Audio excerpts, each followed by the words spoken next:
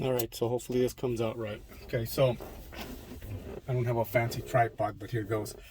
So basically, hopefully everything's connected properly. Everything's back together. I'm gonna turn it on here.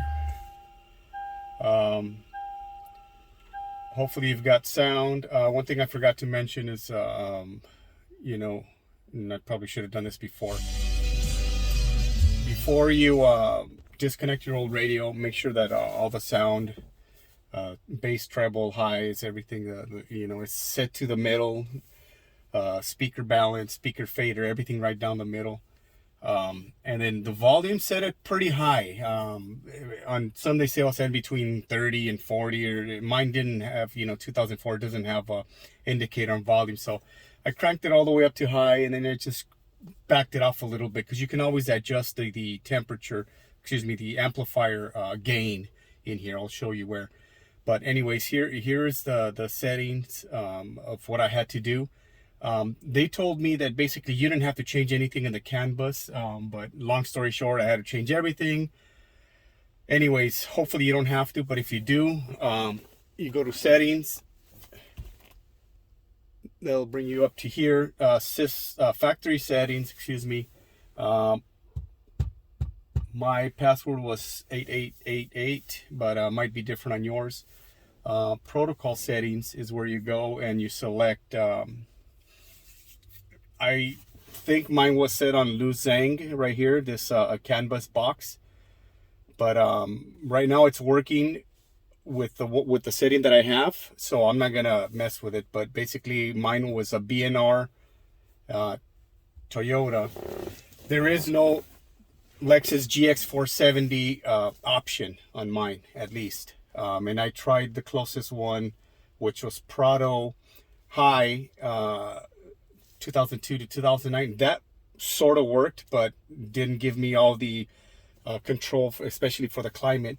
So the setting that I have it set as is Lexus ISH 2006 to 2012. I don't know if you can see that or not, but let me try to zoom in there. That's what I have it set at, and that seems to be working fine for me. So anyway, so I'm not gonna mess with that. So once you have that, you know, back off. Let's get out of here. So down here in the AC area, if you click anywhere down here in the middle like this, it should bring up a bigger screen. And now if I want to turn on the climate, I can do it two different ways. From the soft buttons here, you can hear the air just came on right now. It'll give you the temperature settings for both sides. It'll kind of allow you to lower the temperature on one side, both sides if you want, or you can also use the buttons right here. You can see that does work if I push them up here. Fan speed. To turn it off, push the red button. That'll shut it off. Auto works on both the soft and the hard buttons. The same way with hitting this little snowflake here, that'll actually turn the car's off right now, so it's not going to turn on the actual AC compressor on and off. Also, if you have it on auto and you put the temperature down low enough, it will turn the AC compressor on. Same thing with the defroster. So everything is working the way it should, and that's pretty much what it's going to look like. The buttons right here, these heart buttons, at night you can see they actually have illumination, which is really cool. So I'm happy with the way it's working, at least with this CAN bus setting. Okay, so that's the biggest hurdle that I had to overcome there, was getting that to work. Once you got that, and like I said, if your AC controls are working, hopefully everything else is working fine too. Like I said, now from even the steering buttons, I was able to increase the volume and move on to the next channel in the radio and everything. So the steering buttons work as well. Let's go ahead and do a couple of other things that I had to set up as well now. Okay, so basically this is an Android system, Android radio. So the first thing if you're going to be changing anything or adding anything, you're going to have to get your Google Play Store going. So you click on your Google Play Store app. Right now I'm not connected to Wi-Fi, so let me backtrack. Get your Wi-Fi going first. Which you come back here. So right here where it says car settings, I believe. No. So if you click anywhere on this top portion here, it'll bring this setting up.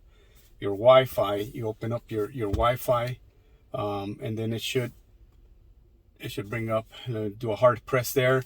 So here you're able to log into your Wi-Fi that you want. Then, like I said, log into your Play Store, get that all logged in, get that all sorted out, get it updated, because it's going to update a bunch of stuff.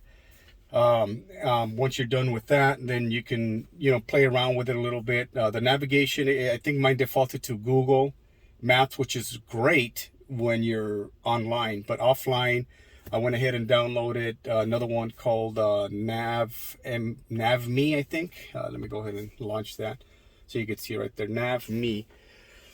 It works pretty good. You're able to download maps to use offline. So the way I did this, and you can see it right there anyway. So I have my GPS antenna outside. I'll show you where right now in a bit. But let's go ahead and go back here, and I'll show you what I had to do to get this to launch. Whoops, to the home screen. So let's go back to settings. Okay, so in order for that map, the Navi button to launch the app you want, you have to go into the factory settings, select app settings. At least that's what it says on mine. Okay, so right here, it's hard to see, but it will say navigation app settings. So when you click on that, it'll show you which apps you want to select. That'll come up in that option to be able to select it. So right now, I don't know if you can see, but I have a NavMe app and Jaya GPS, which I use for offline use. Those are checked right here. Zoom in a little bit. Okay, so you can see that they're checked. And then also for the boot up settings, you can see that I have local radio checked. So that when it boots up, that's basically what it's going to launch. Automatically it'll launch the radio app.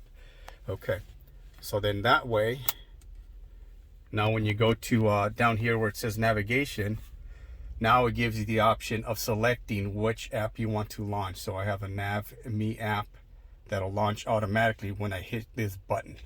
So when I hit that button, it'll automatically go to that. It'll launch that. Like I said before, it was defaulting to the Google. Okay, so the other thing that we need to set up here. Okay, so now a couple of fun things that you can do. Like I said, I mean, you after this you can go ahead and mess around with it, play with it. If you go back to settings down here where it says logo settings, hit internal logs, and it'll bring up a bunch of logos. I scroll all the way to the right. Okay, there it is. So I selected the Lexus one, and you click start setting logo.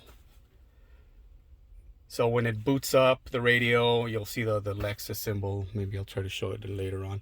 Another thing, let's go ahead and go to the home screen. You can see the car. That's not the color of my car, but close enough.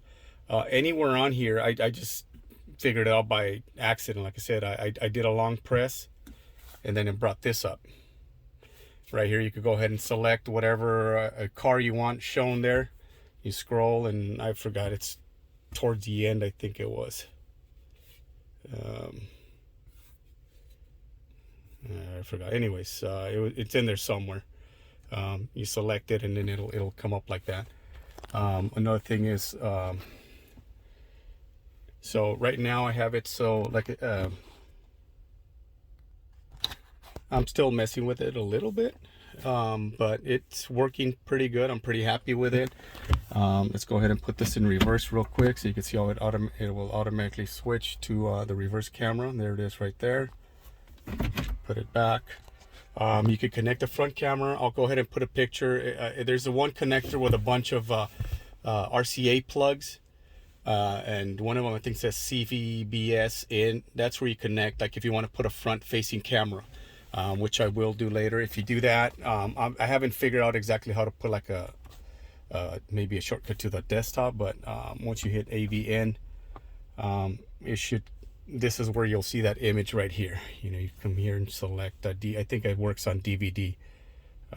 Apply, and then you'll see the front facing camera. Let's get out of here again. Again, you go to apps, you got your DSP for, you know, fine tuning your sound however you want it. I think that's pretty much it. I can't think of anything. Your Bluetooth, you know, self-explanatory. You got buttons down there. Get the little sprocket. You can name it whatever you want. You know, I named mine Lexus, so easy for people to connect to it. Family members, when you want to connect to it, that way it doesn't say, I think it defaults to car BT, I think is what it said.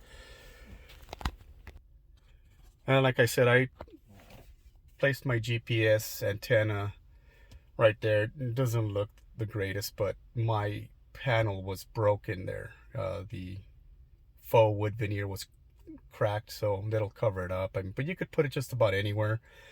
Even right under the dash itself, you know, inside where it's not visible, you should have enough GPS satellites visible that it'll work. But you know, try it. You know, obviously out like that is the best option. But that's pretty much it. Came out pretty nice. I'm very happy with it. I still have to get those USB cables out here somehow. I haven't figured out exactly how I'm gonna do it, but yeah, if you have any questions, post. You know, I don't, you know, monitor it a lot, but you know, whenever I do, every once in a while, I'll try to answer your questions. All right, thank you.